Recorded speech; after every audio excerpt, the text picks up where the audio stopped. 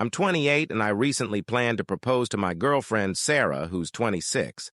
I've never been great at picking out jewelry, so I usually consult our mutual friends for help. When it came time to find a ring, I turned to Sarah's best friend, Emily.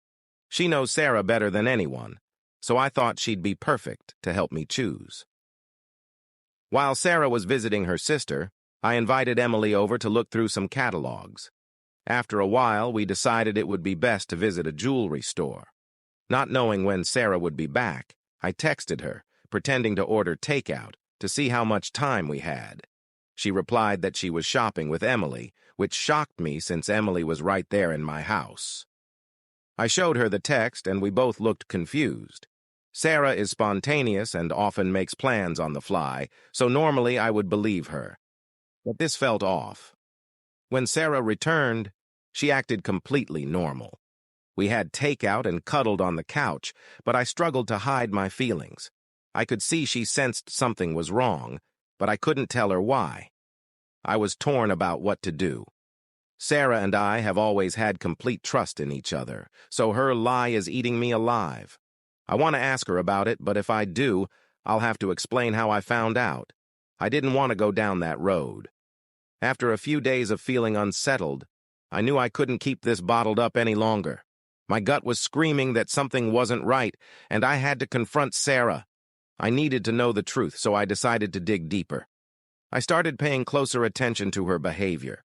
Little things, like her late-night texts and unexplained absences, began to add up. I couldn't shake the feeling that there was more to her story. Determined to uncover the truth, I hired a private detective. I explained the situation, and he agreed to follow her and gather evidence. It felt strange to take this route, but I knew I had to get concrete proof before confronting her again. A week later, the detective called me. "I've got something," he said, and my heart raced. "I've been following Sarah, and I have video footage of her meeting a guy multiple times. They're very close, if you know what I mean." I felt sick. I asked him to send me the evidence. As I watched the video, my anger boiled. This was worse than I had imagined. I now had undeniable proof of her betrayal. With everything gathered, I devised a plan for the confrontation. I knew I couldn't do this alone, so I reached out to Emily and filled her in on the situation. "I need your help," I said. "I want to confront her, but I need you there to support me." Emily agreed and promised to be there when the time came.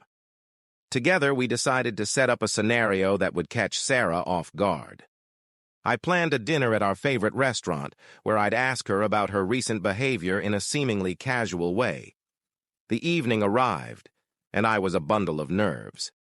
Emily and I had agreed to meet Sarah at our favorite restaurant for dinner. I planned to confront her, but I needed to keep my cool. As we sat down, I started with casual small talk. "How was your day?" I asked, trying to gauge her mood.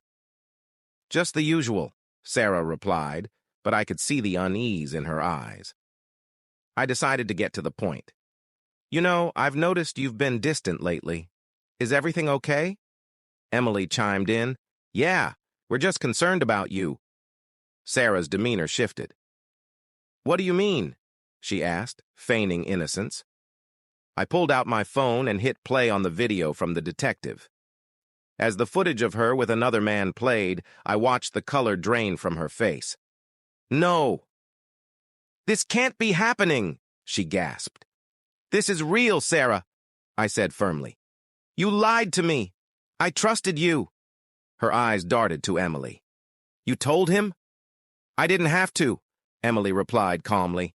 "He found out for himself. You need to take responsibility."